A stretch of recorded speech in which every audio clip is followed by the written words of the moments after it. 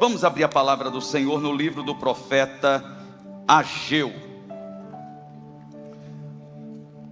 O que eu quero compartilhar hoje com vocês é um antibiótico para a nossa alma. Porque muitos de nós estamos enfermos. E eu não falo de uma enfermidade restrita ao nosso físico, mas principalmente a nossa alma e de forma muito específica a nossa fé. Uma fé adoecida, ela não consegue produzir frutos. Alguém com uma fé adoecida, essa pessoa não consegue permanecer. A caminhada com o Senhor Jesus Cristo não diz respeito à velocidade, diz respeito à permanência. O quanto que eu estou disposto a permanecer, apesar da condição atual, apesar do momento pelo qual estou passando. A caminhada com o Senhor Jesus não é uma questão do quão rápido eu vou, mas do quanto eu estou disposto a permanecer, apesar de como me sinto hoje e agora, apesar do momento pelo qual estou passando. Foi aqui onde eu parei, porque temos a tendência de eternizar momentos e de definir momentos como destino. Mas preste atenção, um momento não é o seu destino, é apenas um momento, é questão de tempo, vai passar. E o que diz respeito a você e a mim, devemos permanecer, devemos perseverar. Porque afinal de contas, se não permanecemos, se não perseveramos, em quem temos crido? Do que é feita a nossa fé? Do que vale todo esse envolvimento e compromisso? Toda essa agenda no qual estou envolvido e me permito ser envolvido? Fazemos dos nossos momentos, das nossas circunstâncias, das nossas necessidades, nossa força motivacional para buscarmos a face de Deus, e somos contraditórios, incoerentes, quando melhoramos um pouco e perdemos a intensidade e o compromisso do nosso relacionamento com o Senhor. Mas lembre-se, um momento ruim, ele passa. E um momento bom, ele também passa. Por causa também de uma batalha espiritual ferrenha, que não a ignoramos, por causa de distração e por muita carnalidade e pouca vida espiritual, acumulamos decepções e frustrações na nossa alma. E não existe um peso mais pesado do que o peso de uma frustração a ser carregado por alguém ao longo da sua jornada. A frustração, ela tem a capacidade de nos esmagar todos os dias. A frustração tem a força de amargurar a nossa alma e nos deixar azedos. A frustração nutre o rancor no nosso interior. Ela fortalece a erva daninha do pecado. Vamos esfriando na fé por causa da frustração e fortalecemos um espírito que clama por autojustiça. Porque afinal de contas, somos vítimas. A nossa frustração não é uma direção opcional para a nossa caminhada. Nós devemos nos desvencilhar. O autor a Hebreus diz que nós devemos nos livrar de todo laço e de todo embaraço, não somente do pecado, mas também daquilo que não é pecado, porém é tão ofensivo quanto o pecado. Nós ouvimos repetidamente: buscai, pois, em primeiro lugar o reino de Deus e a sua justiça, e essas demais coisas vos serão acrescentadas. Mas preste atenção, quando o Senhor Jesus, são palavras do próprio Cristo, está dizendo: buscai, pois, em primeiro lugar. Ele não está dizendo que não devamos buscar todas as outras coisas, mas é que nós precisamos organizar a nossa questão prioritária de busca. Em primeiro lugar, o reino de Deus, mas tem um segundo lugar, que deve ser o seu casamento, mas tem um terceiro lugar, que deve ser seus filhos, mas tem um quarto lugar, que é a administração da sua vida financeira e das suas coisas, mas tem um quinto lugar, que é a administração das suas emoções, dos seus sentimentos, do seu temperamento.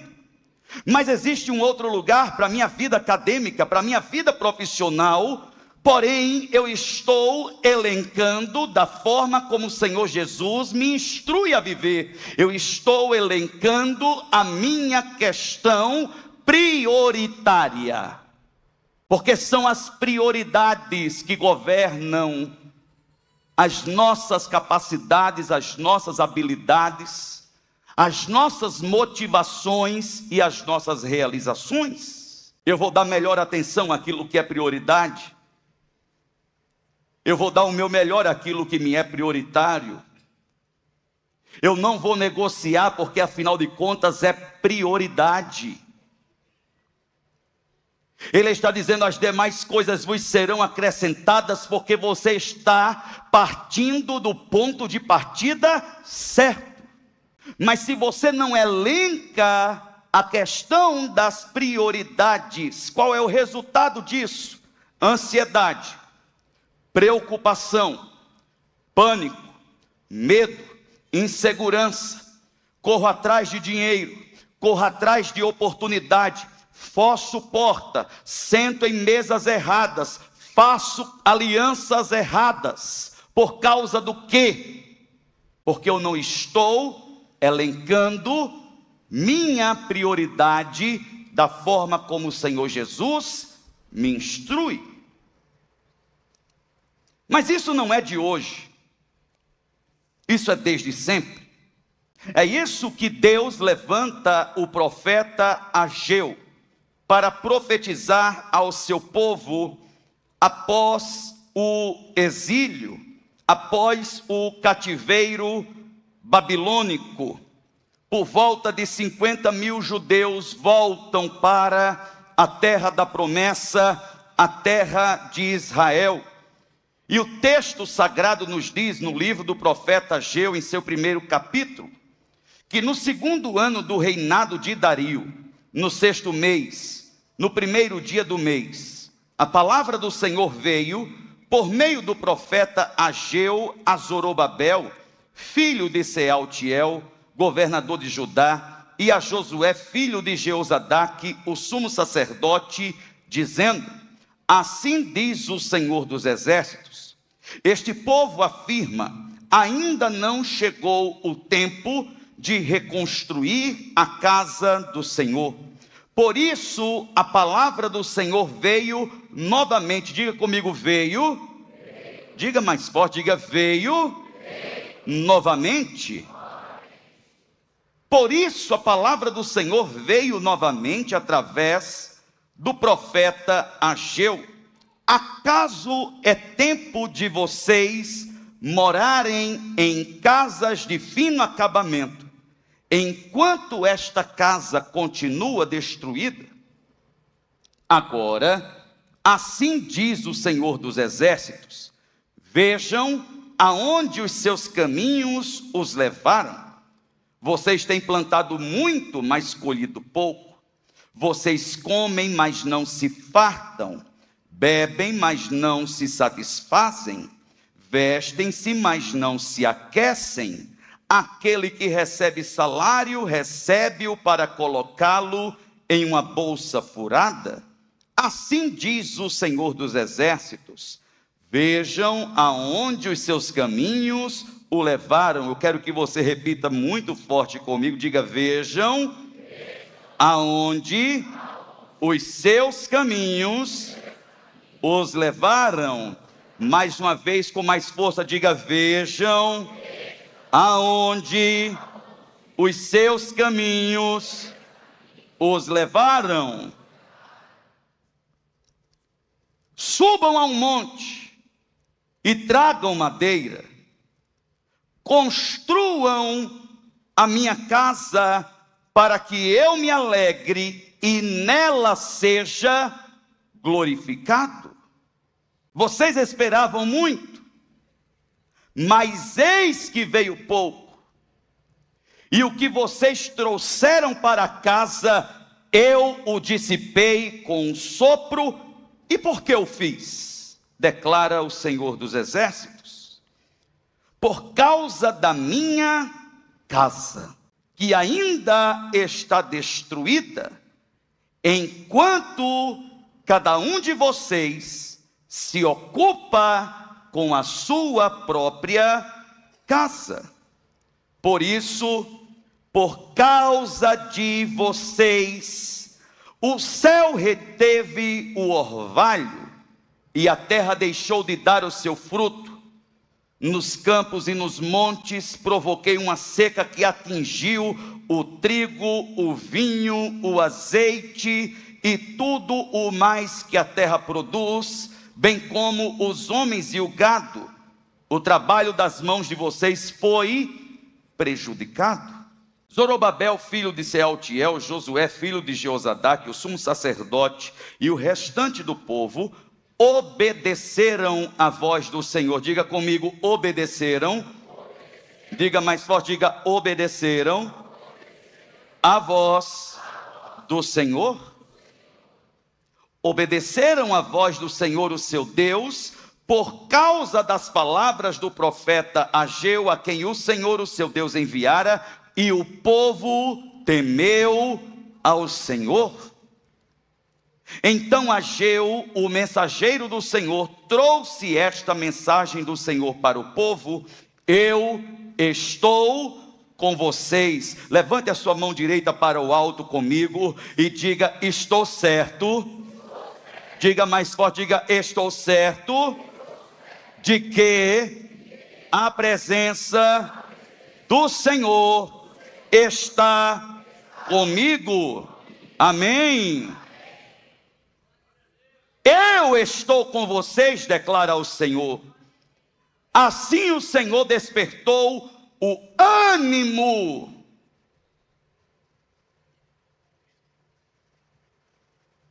E não foi uma palestra motivacional.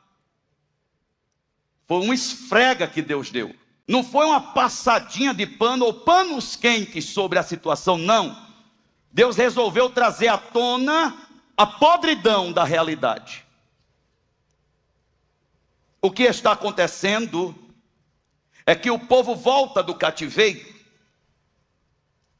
50 mil, voltam para sua terra, voltam para sua origem, voltam para sua raiz. E o desejo que temos quando estamos num tempo de cativeiro, num tempo de deserto, num tempo de luta, de tribulação, de escassez, em que é o próprio inimigo da minha alma quem está promovendo aquela situação, é o de agradar ao Senhor. Fazemos promessas a Deus, sim ou não? Está chegando o final do ano e nós já estamos pensando nas novas promessas que faremos na virada do ano, mesmo sabendo que não cumpriremos nenhuma delas. Descaradamente fazemos as promessas. Deus do seu santo trono nos olha e nos diz, me engana que eu gosto. Queremos agradar ao Senhor. Dizemos para o Senhor, quando eu sair disso, quando eu melhorar dessa doença, quando esse problema do meu casamento resolver, quando a minha família for restaurada, quando eu tiver um emprego, quando esse projeto acontecer, quando essa dívida for paga, quando sair a resposta do juiz de forma favorável, quando isso, quando aquilo outro acontecer, quando der certo, quando avançar, quando crescer, quando enriquecer, o Senhor vai ver. Eu não vou negociar. Vou estar na tua casa, vou te servir, vou ser ofertante, vou ser dizimista, vou orar, vou ler a Bíblia, vou jejuar, não vou mais pecar nessa área, nem nessa área, nem nessa área, vou deixar esse hábito, vou deixar essa prática. A coisa melhora, a primeira coisa que você faz, um apartamento em Riviera de São Lourenço. Uai, cadê o irmão? Será que morreu? Estava em luta? Querido, tudo bem? Tudo bem. Onde você está? Vou compartilhar minha localização, irmão Bruno. É desgraçado. A primeira coisa que nós negociamos no momento da bênção é exatamente aquilo que nós nos comprometemos com o Senhor. É o posicionamento que deveríamos assumir. E que dissemos para o Senhor que assim faríamos. A terra foi devastada, o templo foi queimado e destruído. Eles voltaram, contemplaram a realidade da terra, mas algo bateu na porta do coração de cada um daquele povo. A preocupação com a sua própria vida. O Senhor já tinha falado. E é por isso que o texto no verso de número 3 diz: por isso a palavra do Senhor veio novamente. Diga comigo, novamente. De novo. Não, diga mais forte, com coragem. Diga novamente. Diga de novo.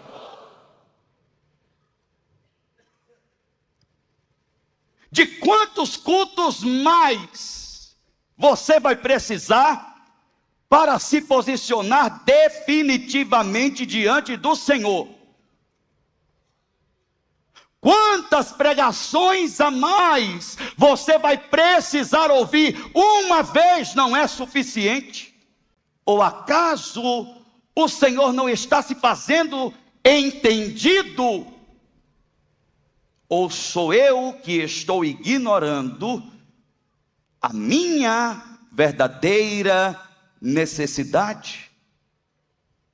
A palavra do Senhor tinha vindo e agora vem novamente, e graças a Deus, porque a palavra do Senhor vem novamente, porque isso significa: Ele não desistiu de mim, Ele não me abandonou, Ele não me descartou, Ele não se esqueceu de mim, apesar da dureza do meu coração.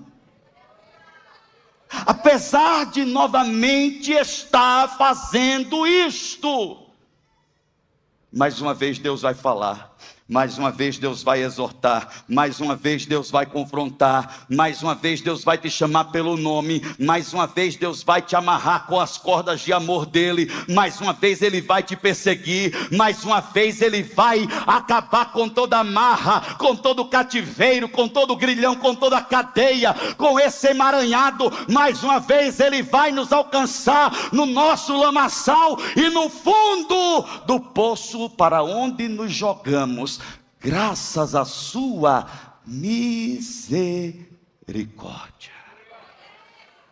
Mas até quando você vai viver com base somente na misericórdia de Deus, quando a graça dele é melhor do que a própria vida? Quando o favor dele poderia estar te impulsionando, te colocando em lugares mais altos? O povo sai de uma situação péssima, tem tudo para viver uma melhor situação, mas eles não organizam a prioridade deles. Eles olham para a casa do Senhor, estão vendo que a casa do Senhor está destruída, estão percebendo a assolação na terra, mas eles olham também para as suas casas, eles olham também para as suas coisas, eles olham também para as suas terras, e aquilo se torna mais urgente, aquilo se torna mais necessário, aquilo se torna mais prioritário.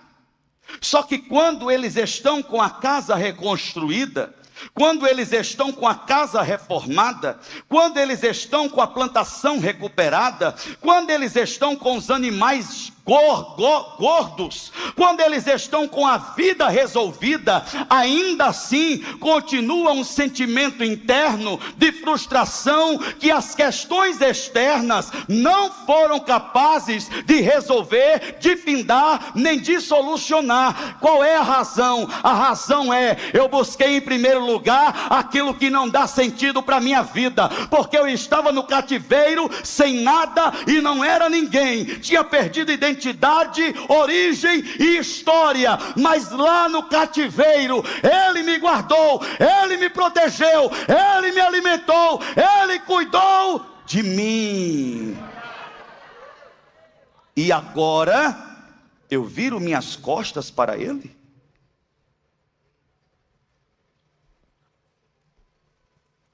Diga comigo: Deus tem muito mais. Não, desse jeito, minha filha, eu não te dou nem uma cesta básica. Diga: Deus tem muito mais. Diga: Deus tem sempre o melhor.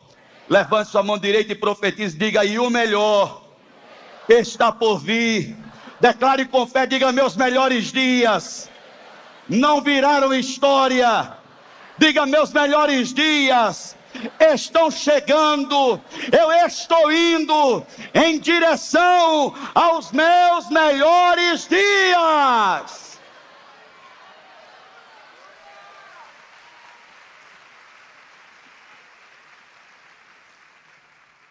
A questão de Deus não era eles não reformarem a casa, ou eles terem reformado a casa, não. É Deus quem nos favorece, é Deus quem nos abençoa. É Deus quem nos dá capacidade de crescimento, de expansão. É Ele quem nos dá a oportunidade de enriquecimento. É Ele quem acrescenta uma medida maior sobre a medida que Ele já me confiou. Deus é dono do ouro e da prata. Deus não tem problema com dinheiro. Deus tem um problema com uma coisa: com o coração dividido. Porque não existe possibilidade de culto com o coração dividido. Deus não aceita um culto dúbio. Deus aceita um coração onde a entrega é inteira. É por isso que no momento de dízimos e ofertas eu sempre digo que Deus ama não é aquele que dá muito, nem aquele que dá pouco. Deus ama aquele que dá com alegria, porque eu estou dando com a inteireza do meu interior. Em mim não existe nada que não esteja aqui exatamente agora. A minha mente não está em nenhum outro lugar. Exatamente agora a minha mente está completamente rendida, o meu coração está completamente envolvido com o que está acontecendo aqui. E o que está acontecendo aqui, bispo? Eu estou cultuando ao Deus da minha vida. Mas muitos de nós nos sentamos como espectadores, como avaliadores do que está acontecendo. Se o culto começou na hora, se o Pura Fé Music fez um bom trabalho, se o bispo inventou de cantar e agora o culto vai terminar mais tarde. E esse tanto de oração, por que não faz uma oração em atacado? Tem que orar cabeça por cabeça de cada criança. É porque não é o teu filho nem a tua filha. Então fica na tua, porque não te diz respeito.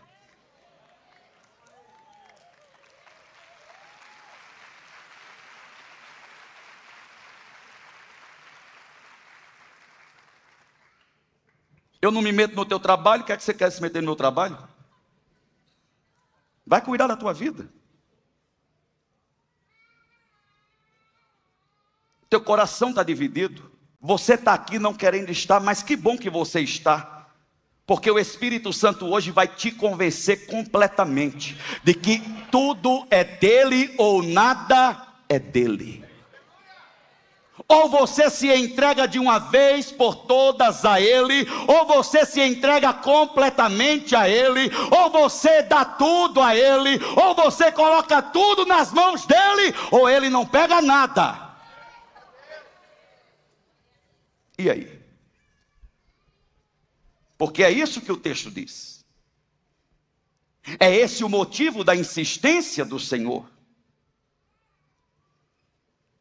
Porque insistimos em cuidar das nossas coisas, o buscamos para possibilitar esse cuidado, Mas isso não significa que a bênção de Deus está sobre mim.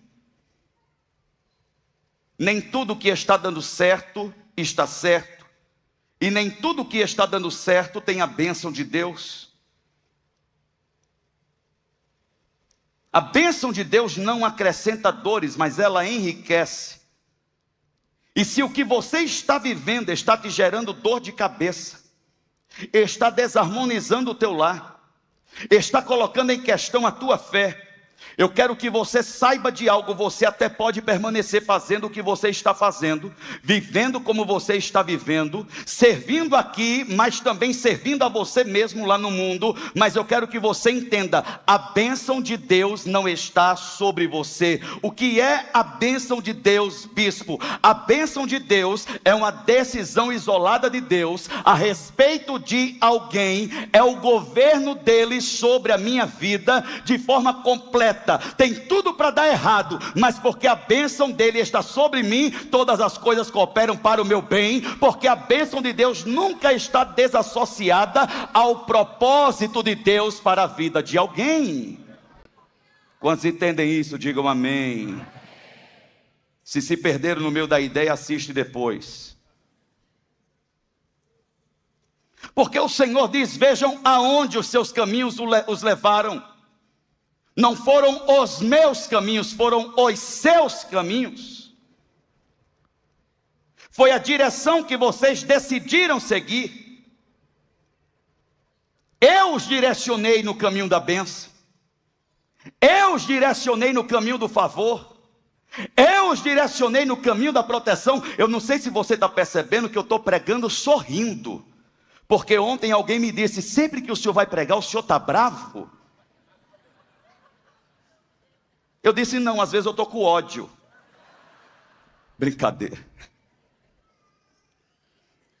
Vejam aonde os seus caminhos os levaram. Eu não estou aqui para fazer stand-up. E eu não sei porque vocês riem também das coisas que eu falo. Vocês têm plantado muito, mas colhido pouco. Vocês comem, mas não se fartam. Bebem, mas não se satisfazem. Vestem-se, mas não se aquecem. Aquele que recebe salário, recebe-o para colocá-lo em uma bolsa furada. Vejam aonde os seus caminhos os levaram.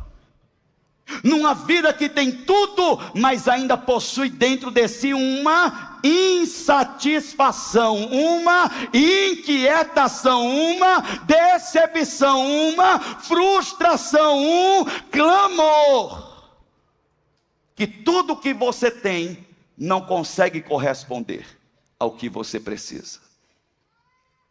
Você trabalha, você faz, você realiza, você cuida, você planta, passa a noite em claro, se preocupa. E você tem que trabalhar mesmo. E você tem que correr atrás mesmo. Duas coisas caem do céu: o diabo e cocô de pássaro.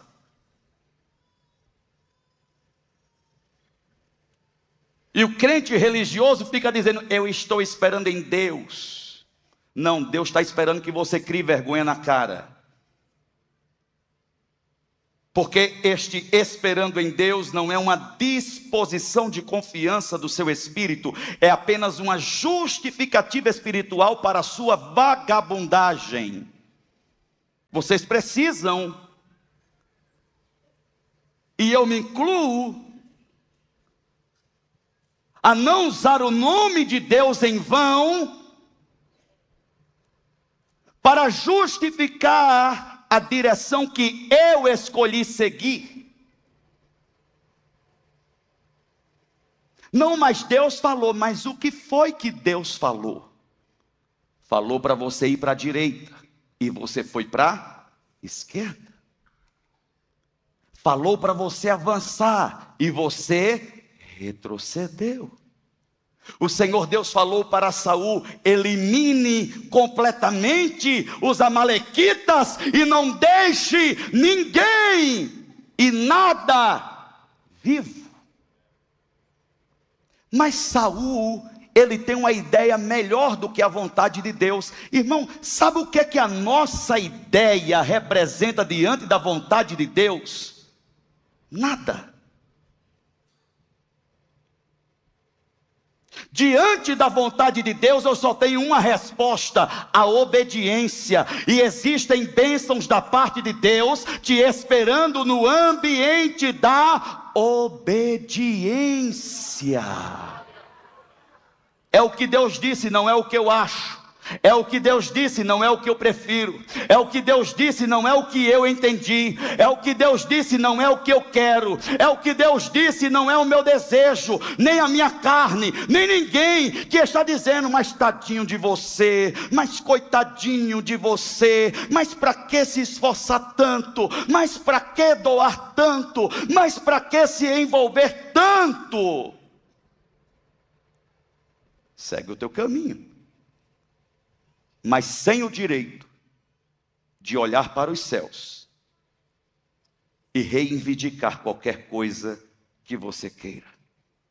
Porque quando eu escolho seguir o meu próprio caminho, eu estou dizendo para Deus: não preciso da tua proteção, não preciso da tua direção e não preciso do teu favor. Vou caminhar por mim mesmo. É por isso que o Senhor Deus deixa claro através do profeta Ageu: vejam onde os seus caminhos os levaram. Por isso digo a vocês, Evangelho de Mateus, capítulo 6, a partir do verso 25, que não se preocupem com a própria vida, quanto ao que comer ou beber, nem com o corpo, quanto ao que vestir.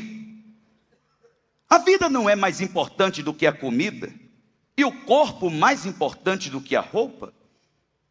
Observem as aves dos céus: não semeiam, nem colhem, nem armazenam em celeiros. Contudo, o Pai Celestial de quem? Tem alguém aqui? O Pai Celestial de quem? O que é que está acontecendo com vocês? O Pai Celestial de... Digam, pelo amor de Deus, vocês.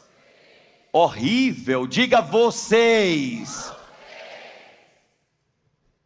Não é o Pai Celestial deles. Porque pássaro não tem pai celestial. Porque animal não tem paternidade divina. Não, meu pet tem, é meu filho. Eu vou ficar calado. Não, minha boneca, meu bebê reborn. Eu vou trazer uma bebê reborn, eu vou deixar ela cair daqui para ver quem entra em pânico. Só para testar a saúde da sua alma e a sanidade da sua mente. No dia que trouxeram uma bebê reborn para consagrar nesse altar, eu peço demissão dessa igreja. Não está faltando muito, viu? O Pai Celestial de vocês as alimenta. Eu lembro que quando eu era criança, meus pais tinham um casal de filas brasileiros. Era o Nero e a princesa. E a princesa era maravilhosa, porque quando meu pai e minha mãe eram possuídos por um espírito maligno e queriam bater na gente, o Espírito de Deus se apropriava da princesa e ela queria avançar na minha mãe e no meu pai. Eu dizia: pega a princesa, pega a princesa. Mas os cachorros não comiam ração naqueles dias. Eles comiam o que sobrava. E a minha mãe acrescentava, fazia uma cuscuzeira, fazia um cuscuz inteiro para cada um deles. E misturava com o feijão que sobrou, com a carne e com tudo que sobrou. Fazia aquela mistura e dava para eles. E eles não pareciam cachorros, pareciam bois. Mas isso acontecia depois que a gente comia. Isso não acontecia antes da gente comer. Primeiro meu pai me dava de comer, para depois dar de comer para os cachorros. Nós não acreditamos no amor de Deus como Pai sobre nós. É por isso que estamos tão frustrados. É por isso que a nossa fé é imatura. É por isso que somos tão precipitados. É por isso que vivemos tão angustiados, tão entristecidos, tão insatisfeitos. E todas as nossas orações é mais murmuração e lamúria e apresentação de necessidade, de débito, do que de contemplação, de adoração e de louvor ao Senhor. O Senhor Jesus está dizendo: o Pai de vocês as alimenta. Vocês não têm muito mais valor do que elas? Quanto vale um canário belga, irmãos? Quanto vale um periquito? Esses dias eu pesquisei com um criador quanto valia uma cacatua preta que eu vi na internet. Isso gera em torno de 150 mil reais. Eu digo: que o diabo que carrega essa cacatua para lá? Vou criar pombo.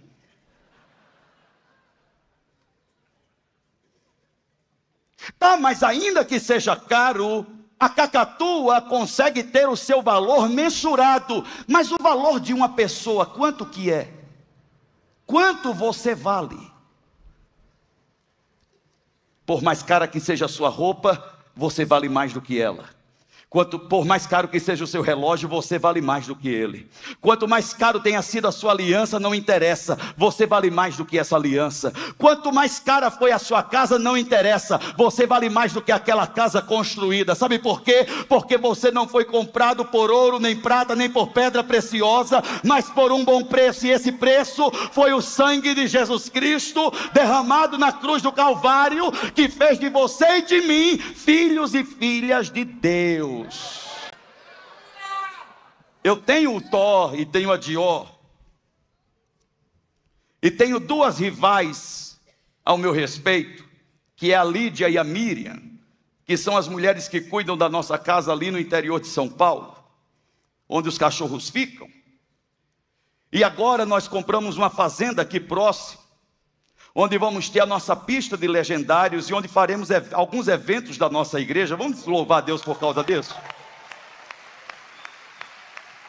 Eu vejo aquele lugar tomado de gente, vigílias acontecendo, encontros para as famílias, para os nossos jovens, para os nossos adolescentes, momentos de comunhão com os nossos voluntários. Vai ser maravilhoso. E graças à generosidade da nossa bispa, que Deus a conserve assim no nome de Jesus, amém.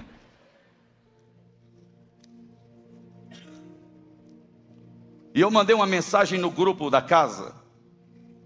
Eu disse: meninas, preparem os cachorros. Vai um carro buscá-los. Nós vamos levá-los para a fazenda. Começou uma perturbação naquele grupo.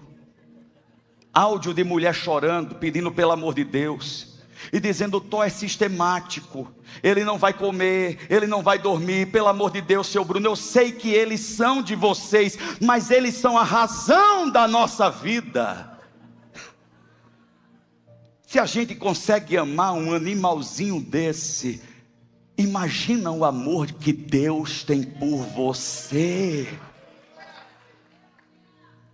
Imagina o quanto você é amado pelo Senhor, o quanto você é amada pelo Senhor. E talvez a única pergunta que o Senhor Deus vai nos fazer no dia do último julgamento: você realmente acreditou que eu te amo? Você acreditou no meu amor?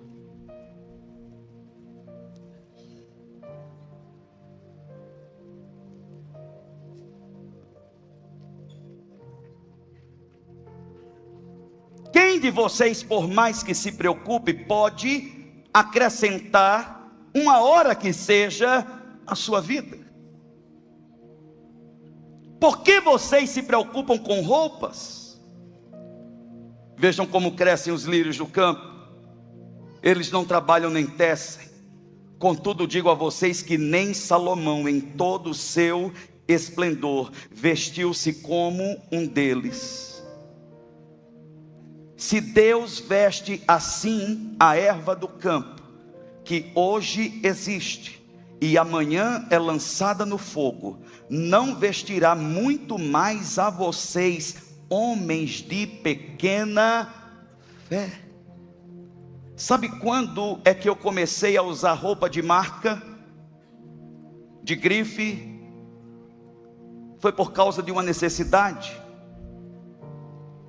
Porque eu sou de João Pessoa, me mudo para Campinas com uma mala e R$200 no bolso, e João Pessoa faz aquele frio suíço que todos nós conhecemos.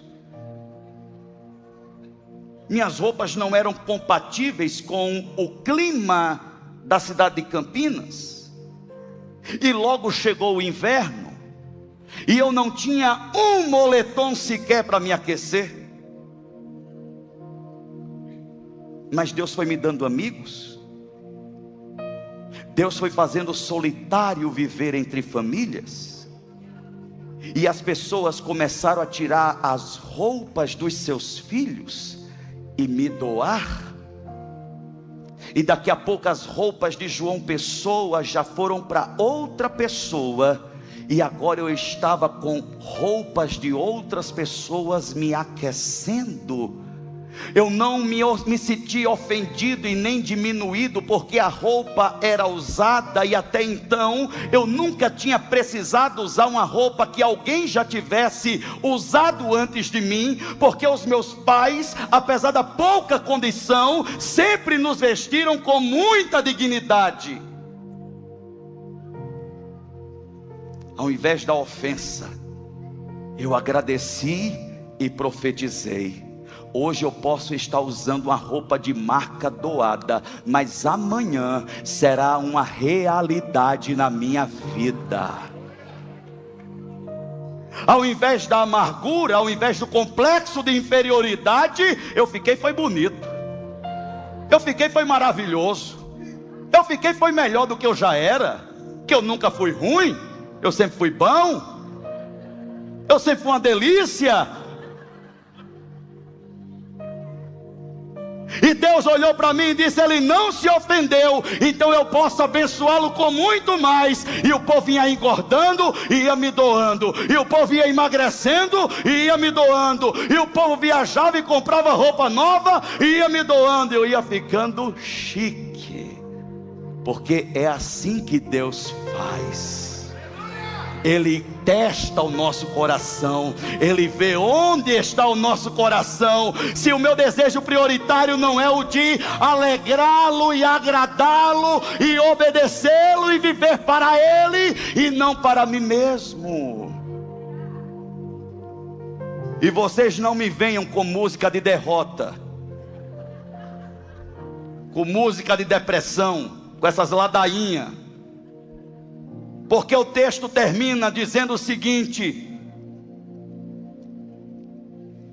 o restante do povo obedeceu à voz do Senhor, o seu Deus, por causa das palavras do profeta Ageu, a quem o Senhor, o seu Deus, enviara. E o povo temeu ao Senhor. Irmãos, eu não quero a sua gritaria aqui na igreja como resposta, eu não quero as suas palmas aqui na igreja como resposta, eu não quero o seu movimento aqui na igreja como sua resposta. Isso tudo é maravilhoso, mas é maravilhoso para quem está pregando, mas isso para Deus não significa absolutamente nada.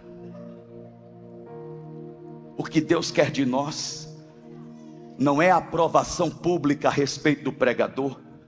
O que Deus quer de nós é que o nosso coração o reconheça em todos os nossos caminhos. Este caminho pelo qual eu estou caminhando não é um caminho que eu escolhi caminhar, porque eu não estou sozinho nele. O Senhor está comigo. Eu estou vendo que além das minhas pegadas que estão ficando para trás, tem a pegada de alguém invisível que me acompanha.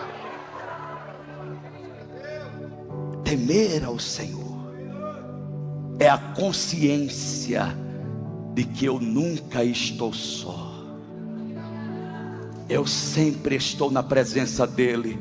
Ele sempre está onde eu estou. E existem lugares que eu não estou, porque naquele lugar eu entraria sozinho. E se eu entro sozinho, eu estou entregue à minha própria sorte. Mas se Ele está comigo, Ele vai na minha frente, Ele vai atrás de mim, Ele me cerca por todos os lados. 1000 podem cair à minha direita, 10.000 à minha esquerda. Tudo pode derrubar a minha volta, mas eu não temerei mal nenhum, porque tu estás comigo.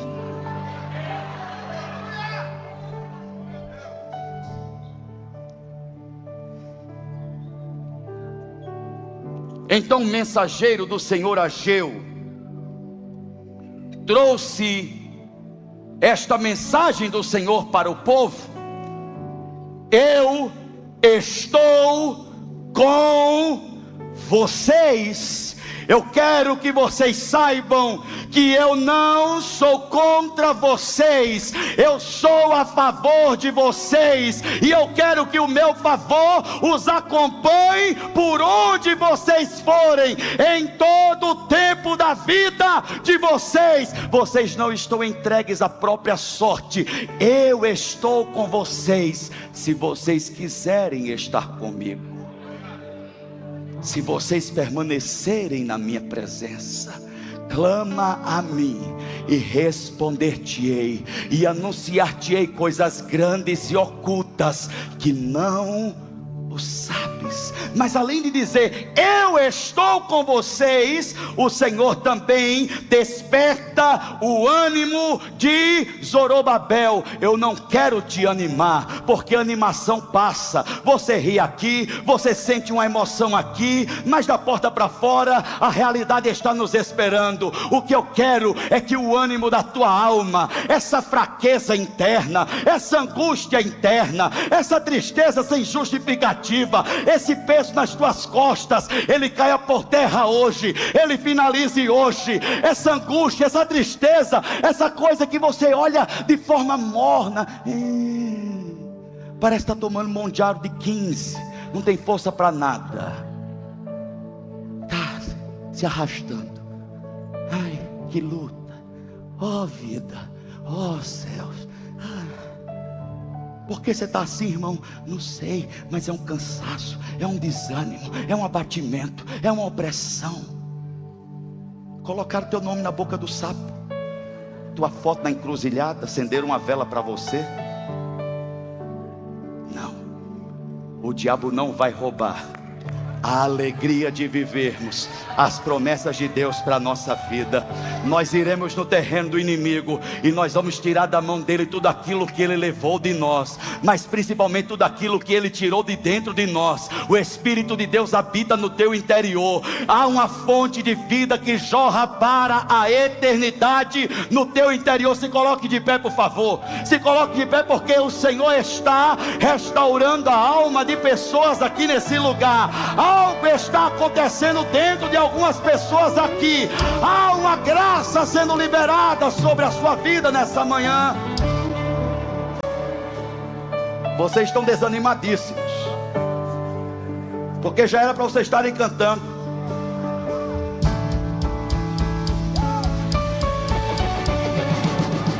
Estive perdido, tu me encontraste, e mesmo distante, de longe me amaste, me trouxe pra perto.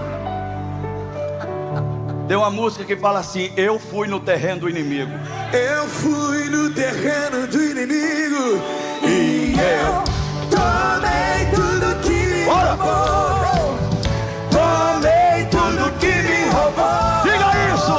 Tomei tudo que me roubou, mas eu fui no terreno do inimigo, e eu tomei tudo que me roubou, debaixo do meu pé. Não, para. Debaixo do meu pé, você não tira nem o pé do chão para ele ficar debaixo. Faz assim, ó, debaixo do meu pé. Olha para a pessoa do lado, vê se ela está fazendo. Constrange ela com o olhar. Fala: debaixo do meu pé. Mas tem que pular. Você vai sair daqui e vai almoçar. Mas a alegria do Senhor é a nossa força. Amém? Cadê meu microfone? Dá meu microfone aí. A música diz assim: eu fui no terreno do inimigo e eu tomei tudo que me roubou. Debaixo do meu pé, Satanás debaixo do meu pé. Veja o que Jesus fez. Meu corpo está curado, minha mente está guardada. Eu fui salvo bem na hora. Amém ou não? Cadê meu microfone? Eu fui no terreno do inimigo e eu tomei tudo que me roubou. Tomei tudo que me roubou. Tomei tudo que me roubou. Mas eu fui no terreno do inimigo e eu tomei tudo que me roubou. Debaixo do meu pé, debaixo do meu pé, debaixo do meu, debaixo do meu, debaixo do meu pé, debaixo do meu pé. Satanás debaixo do meu pé. Veja o que Jesus fez. Veja o que Jesus fez. Meu corpo está curado, minha mente está sarada. Eu fui salvo bem na hora. Eu vou louvar o seu nome. Nunca mais o mesmo serei. Venha louvá-lo. Veja o que Jesus fez. Eu fui no terreno do inimigo e eu tomei tudo que me roubou. Tomei tudo que me roubou. Tome pela fé nessa manhã. Tomei tudo que me roubou. Mas eu fui no terreno do inimigo e eu tomei tudo que me roubou. Debaixo do meu pé, debaixo do meu pé, debaixo do meu pé, debaixo do meu pé, debaixo do meu pé, debaixo do meu pé. Satanás debaixo do meu pé. Veja o que Jesus fez. Veja o que Jesus fez. Meu corpo está curado, minha mente está sarada. Eu fui salvo bem na hora. Eu vou louvar o seu nome. Nunca mais o mesmo serei. Venha louvá-lo. Veja o que Jesus fez. O que você precisa não é de um stand-up. O que você precisa saber de uma coisa: Deus está comigo. Isso muda tudo. Você vai sair daqui nessa manhã com essa certeza no seu coração. Amém ou não? Levante suas mãos, Pai.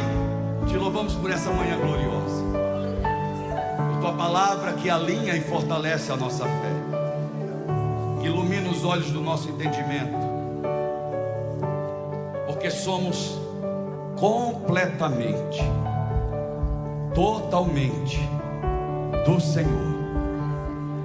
Que o teu grande amor, que a maravilhosa graça do teu Filho Jesus Cristo e a doce e santa paz do teu Espírito seja com todos aqui hoje e sempre, no nome de Jesus. E você que recebe, que diga amém. Saia daqui hoje para viver os melhores dias da sua vida. Deus te abençoe por a fé. Vai na paz.